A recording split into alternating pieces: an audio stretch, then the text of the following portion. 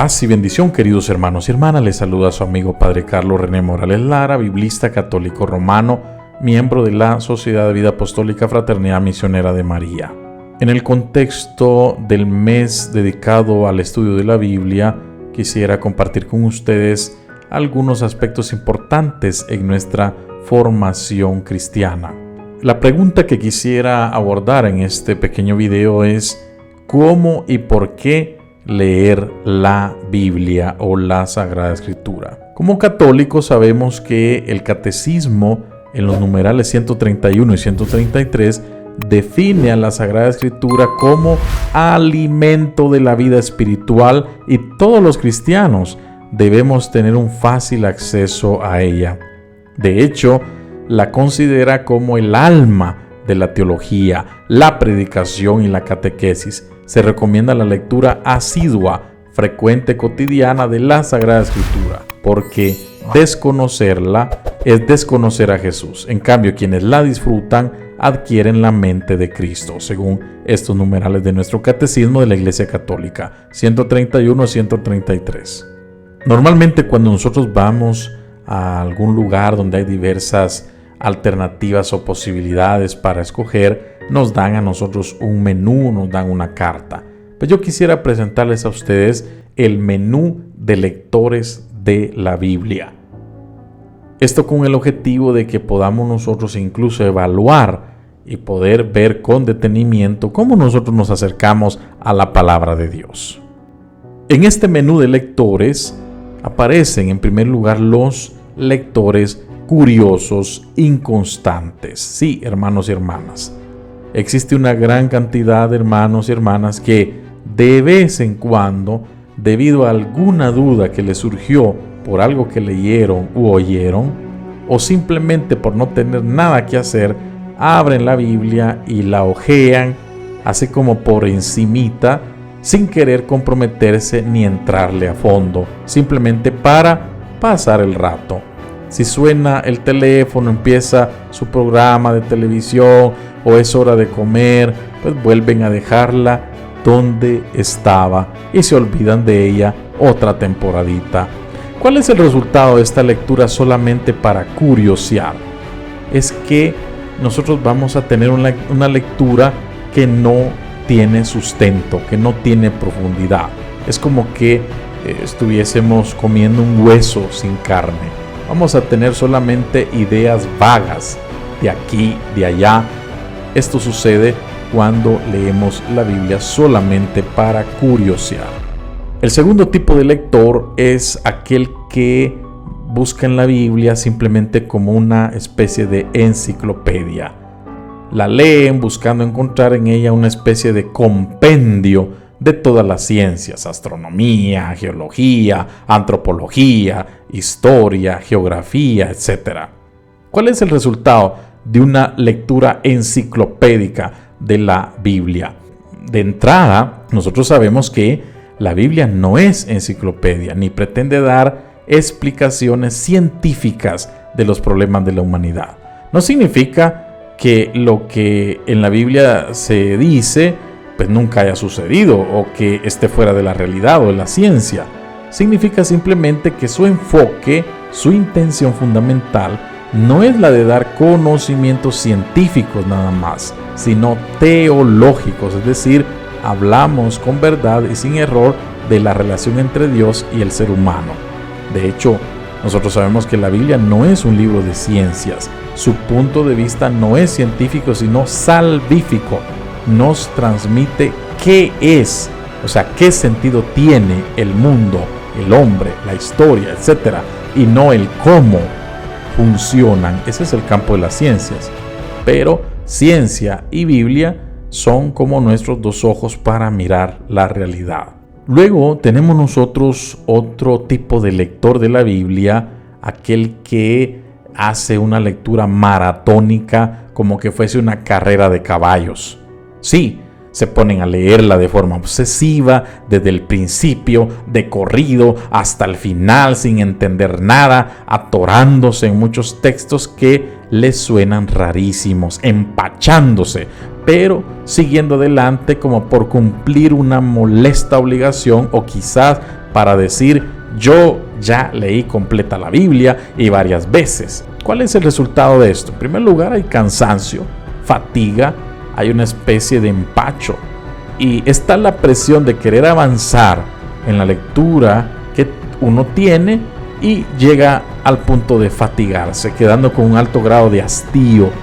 De hecho, como es demasiado lo que no entendieron, se quedan con la equivocada idea de que su lectura es pesadísima y demasiado complicada. Pero hay que tener en cuenta que cuando uno lee la Sagrada Escritura se encuentra frente a diferentes épocas, autores, y no es que sea una historia necesariamente continua, sino que hay que también leerla con detenimiento, con mucha delicadeza, con mucha paciencia, por así decirlo.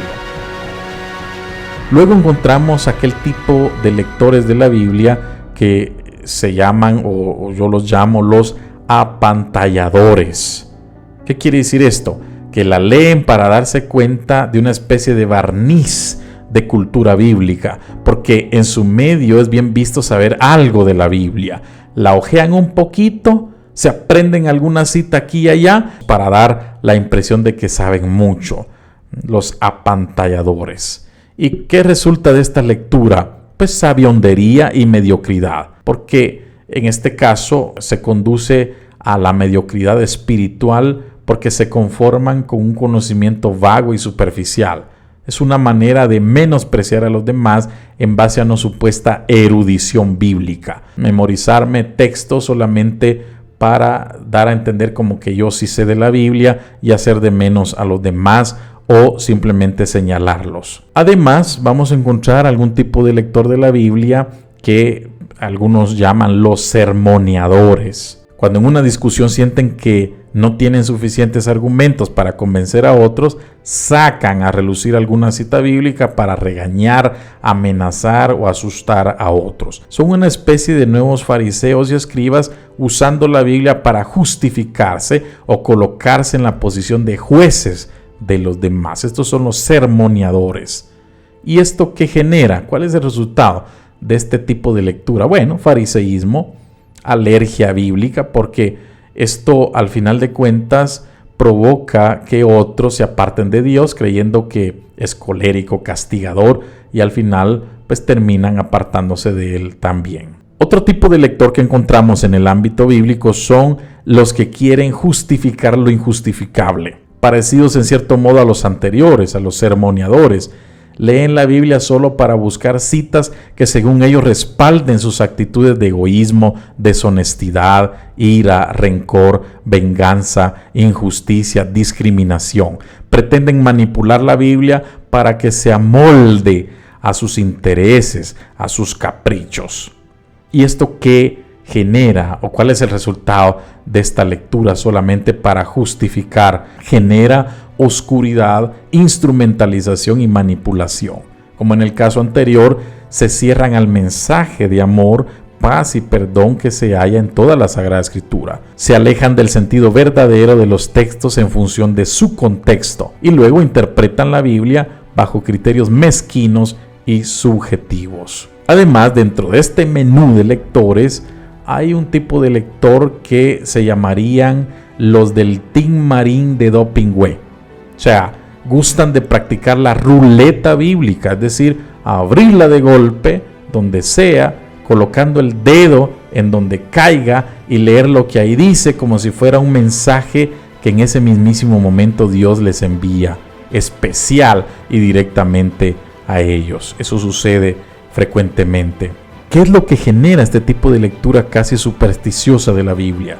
Lo que resulta es desorientación, confusión, imaginación, sentimentalismo. Cuidado, queridos hermanos y hermanas. Como dijo San Pedro, ningún texto de la Escritura fue dado para interpretación privada, segunda de Pedro 1:20. Así que no hay teléfonos rojos o líneas directas al cielo para saber automáticamente lo que Dios espera de uno en el momento en que a uno se le ocurre señalar al azar un texto bíblico. Dios no se deja manipular así. Esta práctica no es recomendable, pues puede conducir a la confusión y al engaño.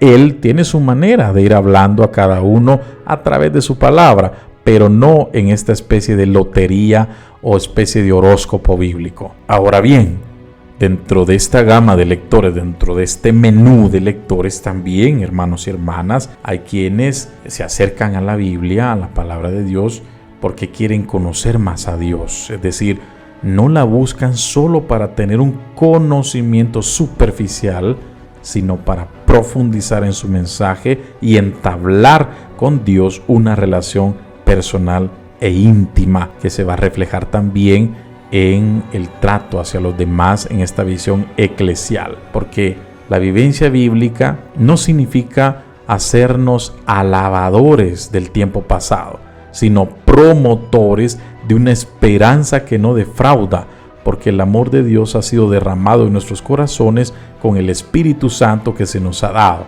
dirá San Pablo en Romanos 5:5. Y tarea del Espíritu es llevarnos hasta la verdad plena, dirá Juan 16:13. La Biblia, por tanto, no es el final del camino, hermanos y hermanas, es la guía del peregrino.